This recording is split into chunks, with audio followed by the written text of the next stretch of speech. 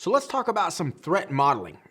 Now in this threat modeling, we're going to talk about identifying threats, talk about some potential attacks, the reduction analysis, and remediating our threats. So when we're identifying our threats, we are looking to see what could happen as far as who is going to attack us, in other words. So threat modeling is a procedure for optimizing network, application, internet security by identifying objects, and we're going to be looking for those vulnerabilities, again, those weaknesses, and then defining countermeasures to prevent or mitigate the effects of threats to the system. So a threat, remember that threat is the potential or actual undesirable event that may be malicious. Could be accidental or incidental as well. Remember, humans, they could be incidental threats. Could be malicious threat though, like a DOS attack, send flood, things like that. So in the threat modeling process, we need to know some terms here. First, we'll have the assessment scope. This is identifying tangible assets like databases of information or sensitive files is usually pretty easy. Now, understand the capabilities provided by the application and putting a value on them is a little bit more difficult because we can look at a database and say, well, this data could be worth so much because if it lost, we blah, blah, blah. But the value of how it's used could be a little bit different. Now, less concrete things like reputation and the goodwill are the most difficult to measure. Remember, we talked about that being an intangible asset, but a lot of times they're pretty critical, if not the most critical. We can have data loss, and that's going to cost X amount of dollars, but we can get that back. We can get the data, create more data, have more data. But if we lose something and then it affects our reputation, how people perceive us, that may have long-lasting consequences. You lost the trust, the goodwill of customers believing things are going to be okay with your organization. So that's going to lead to revenue losses as well, because now people may not want to shop at your online store because you get hacked or you've gotten hacked and you lost 50,000 people's identifiable information. People tend to look down on that, right? Another term, possible attacks. So a key part of the threat model is the characterization of different groups of people who might be able to attack an application. Now, these could be insiders. They could be outsiders as well, and a lot of the times they are. And it could be inadvertent mistakes, accidents, or malicious attacks. But we have to think of the possible attacks or the possibility of which threats are coming to get us, if you will. And then we've talked about countermeasures. The model must include any and all existing countermeasures already deployed within the enterprise. So in our threat model process, we're going to take what we have and put that in place and say, well, we have this countermeasure, we have this control to stop or to mitigate that threat. Vulnerabilities. Once we have an understanding of the security in the application, now we can analyze them for new weaknesses or new vulnerabilities. So the focus needs to be on vulnerabilities that connect the possible attack that we identified to the negative consequences that we've identified. So how is this going to affect this, and how are they getting in? Which vulnerability are they going to exploit or use? Then we're going to have prioritized identified risks. Now, prioritization is everything in threat modeling because they're always, I guess that's safe to say, always a lot of risks that simply do not rate any attention, right? Because, well, we know it's going to happen. We're getting scanned. Okay, that's fine. I'm not going to worry about that. I've got bigger fish to take care of, right? I don't need to worry about that. There's nothing happening with that. They're just looking. Now, for each threat, you estimate a number of likelihood and impact factors to determine an overall risk or that overall severity level. So you may think, well, port scanning or a ping sweep just to see if we're live may be a low level, right? The severity level could be low. But if they are DOSing us or getting through our perimeter controls, that may be medium to severe in our severity level, depending on how far they're getting in, right? Now, we want to identify countermeasures to reduce the threat. So the last step is to identify countermeasures to get that risk to acceptable levels where we feel comfortable with that. Okay, well, okay, this is happening and this is happening. We're putting this in place. We're stopping that action. We're stopping that threat from accessing that vulnerability. So we're good with that. But this one, we're having a hard time stopping that one. It's every 10% of the time they're getting in. Well, that may be acceptable levels to you. Now, we also have some potential attacks like tailgating, phishing, social engineering, baiting. We talked a little bit about tailgating earlier. I used that in one of the examples where somebody may follow you into the building, right? They're tailgating you. They're right on your rear, if you will, on entering in to, say, a secured facility. They may say they have a badge. They may have like a big heavy coat on. I can't get to it, or I can't get in my purse, or I can't access my badge. Can I come in behind you? Now, they may not try to trick you. They may just be walking behind you. You open the door and they just grab it and walk on in like they do belong there. A lot of the times on penetration testing, that's a very popular one to do because it's easy to do. Right? There's no technical know-how when it comes to tailgating. You get close enough to somebody, you can capture an open door, you can walk on in. Hopefully, they are following policy and will stop you, ask you, escort you to where you need to go to find out if you're really supposed to be there. It goes back to our access control, right?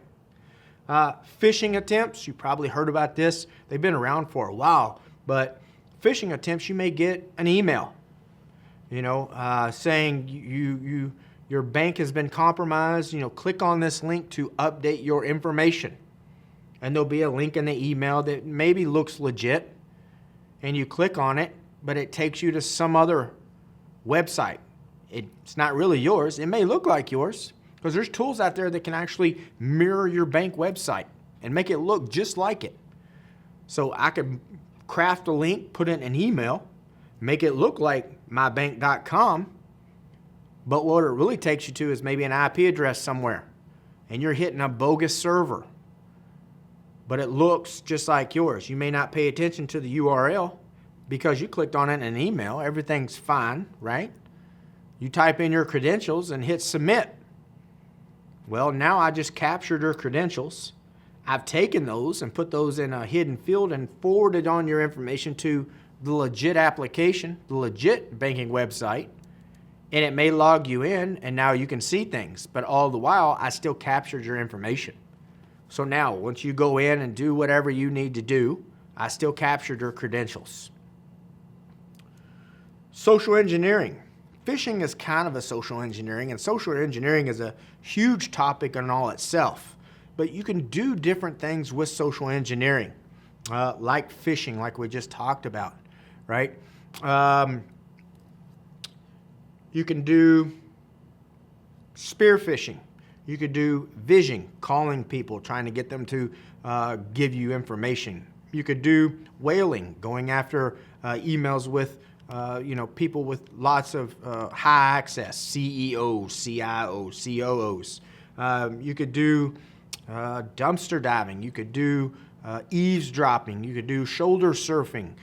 You can do direct interaction with people with social engineering. What you're trying to do is get them to give up information without them really knowing it, right? You're just talking to them, carrying on a conversation, and you're trying to get pieces, again, of that puzzle to plug it in so you can get the big picture. You start talking to them about your parents. Yeah, my parents, I think my parents went to school with your parents. Didn't they graduate in 63? Oh, yeah, right, 65. Yeah, or something like that. Or say, didn't we go to school together? What'd you graduate? I graduated in 95. Oh, yeah, 94. So now you kind of get an idea how old they are, right? Most people graduate when they're 17 or 18, so now you can get their age within a certain age group. So that's just an example, but like you can get different information just by talking to them, working off the goodwill and the trust of people wanting to help. And then baiting. You're trying to get them to give you information, right? You're baiting them into going to somewhere. So different potential attacks that we could have. Now we also have a reduction analysis. So how does an individual avoid being a victim in the first place? How can we keep them from being compromised, getting that PII, or having their workstation compromised, or becoming the victim of a social engineering attempt or a phishing attempt? You got to think about how can organizations reduce their security risks. How can we get in and reduce that, which kind of ties back to individuals. To me, end user training is a huge proponent for reduction analysis. We can get in and have people know what to look for, what not to do. Don't click on attachments from emails that you don't know who they are. Don't accept instant messages that you don't know who they're from. Don't download files illegally from the web. Don't visit questionable websites. Don't give out certain information over the phone. This is also going to help your organization. If you were working at an organization, happened to me one time. I was working with a friend. Security risk, social engineering attempt. I got a phone call. They wanted to know, they were doing a survey for a popular tech magazine. Wanted to know what kind of servers we had. What kind of systems did we use? What kind of support did we have? And I wouldn't answer any of their questions. They ended up calling a colleague of mine and asking the exact same questions. So they were using phishing attempts, right? Trying to get information about our organization. And it may have very well have been legit, but I didn't trust it anyway, so I didn't answer the questions because we could have been targeted for, they could have been doing their footprinting, getting information about a target before they do start doing any scanning or a potential attack. So remediating these threats, go away threats, we don't want you here. We need to get rid of you. At least that's the idea. Well, policies, we could put policies in place can help remediate threats, right? We want something that's called defense in depth, right? They're trying to get to the data. And we put different layers, like layers in an onion, right, of protecting our data. And we have policies out here, those deterrents, right? We have that administrative policies or administrative controls. We have these policies out there of what people can and can't do and shouldn't do, and the consequences of not following the policies. So we could have those in place to help reduce or mitigate some threats. IDSs, IPSs, perimeter devices. So now we're kind of moving down closer to the data, but an intrusion detection system or prevention system. Those could remediate our threats as well. Depending on how we have them configured, we may get alerts, we may get emails, we may get system log messages. Being in a prevention system, we may have that push that traffic over to a protected VLAN or shift that focus and make it go over to a honeypot or a honeynet. So now we can see how the attack's going to take place. Firewalls, right? We can have host-based firewalls. We can have network-based firewalls. Those remediate threats. Those allow or disallow certain traffic to come through into our network or come through into our host. Again, that's another layer of that defense in depth that we want to have. We want an attacker and a threat to come through different layers every time to get to the data. Make it hard for them to get there. Encryption. Encryption is a very big one for remediating threats. If I encrypt the data, even if you get the data, you're not going to be able to understand it. So if I have all these defensive mechanisms in place, even if you are successful enough to get to the data. If I encrypt that data, you can't do anything with it without the encryption key. So you can unlock the data and you can understand what it says. We could use security protocols like SSL, TLS, IPsec. We can use these protocols, again, to encrypt our data, protect our data for data in transit, like for tunneling, for example. Now, not only have we encrypted the data at rest, it's encrypted across the wire. So if you're sniffing traffic or you're looking at it with a packet sniffer or protocol analyzer, you may not understand it. You may see the traffic. You may even capture the traffic, but you're not going to understand what it says because of that encryption. So this is a huge way that we could remediate these threats. Now let's talk about acquisition strategy. When we talk about acquisition strategy, we're going to talk about hardware, software, and services, third-party assessment and monitoring, minimum security requirements, and service level requirements. So for our hardware, our software, and for our services, we need to have redundancy. Have redundancy, that fault tolerance in our organization. Having diversity in our organization is a good idea as well. And diversity means having, say, we got redundancy, maybe we have redundant routers, but the diversity is get the one router from one vendor and maybe the next router from a different vendor. Or if we have redundant firewalls, again, use diversity. Have different vendors for our different materials, for our different controls that we have in place.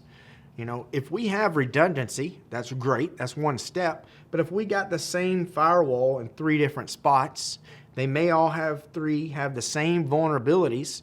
So if I pop the first firewall, I can get through the second one and third one pretty easily.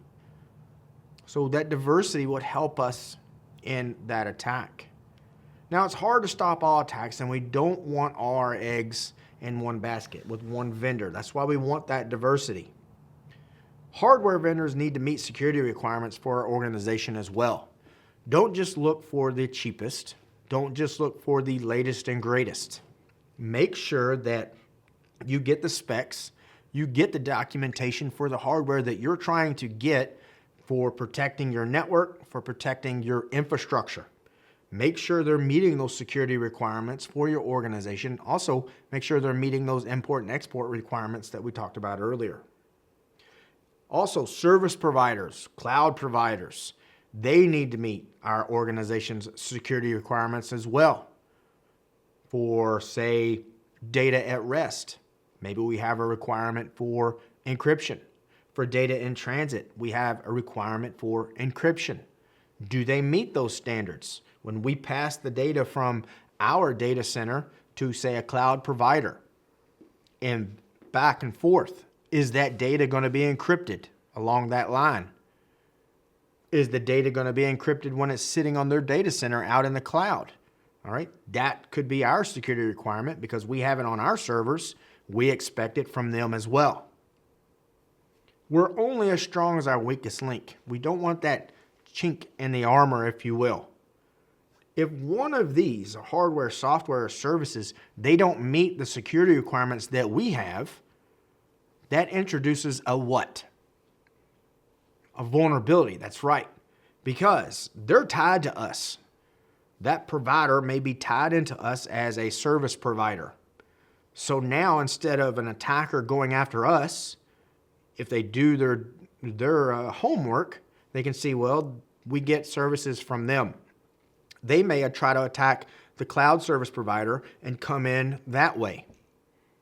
Or maybe all of our data is sitting out there. We can't control it. We have a security policy and we tell them what we expect, but if they don't follow what we expect because we didn't follow up or audit like we should, our data may be more vulnerable that way. It's more of a risk for us to put that data out there, but we may not know it yet. So that's what I mean by only as strong as our weakest link. Because if they're not following policy or the hardware vendors are not following our security policies, they're going to be our weakest link. We definitely don't want to be our own weakest link. So that leads into the third-party assessment and monitoring. Third-party governance is the system of oversight that may be mandated by law, regulation, industry standards, or different licensing requirements. Now, the actual method of governance may vary, but it generally involves an outside investigator or an outside auditor. Somebody is coming in to your organization to make sure you're doing what it is you're supposed to be doing. Now, the auditors may be designated by, say, a governing body, or might be consultants hired by the organization. So you could hire an outside auditor. Say, I need you to come in and take a look and make sure we're following regulations and industry standards, like PCI. Another aspect of third-party governance is the application of security oversight on third parties that our organization relies upon. What I was talking about when I was talking about service providers in the cloud. Our organizations may choose to outsource various aspects of business operations. So we could outsource security guards, maintenance, technical support, accounting services. We could outsource all of that stuff. Now, these parties still need to stay in compliance with the primary organization's security posture or security stance. If not, they present additional risks, they present additional vulnerabilities, like I said just a minute ago, to our organization. Everybody needs to be on the same page when it comes to our security stance and our security policies. Everybody needs to follow suit. So again, that's everybody from our security guards that may be outsourced, but they're still outsourcing to us, maintenance, technical support, and possibly accounting services. Now, a documentation review is the process of reading the exchanged materials, and then you're going to verify them against standards and expectations that we have in our organization. Now, a documentation review is typically performed before any on-site inspections take place. So, like I was talking about the cloud providers, for example, maybe they're doing our accounting, or we hire an accounting firm. Can we see the documentation? Can we take a look and see if everything's good? Make sure they're meeting our standards, make sure they're meeting our expectations of our security policies. And if not, right, if the exchange documentation is sufficient and meets our expectations, all right, that's good.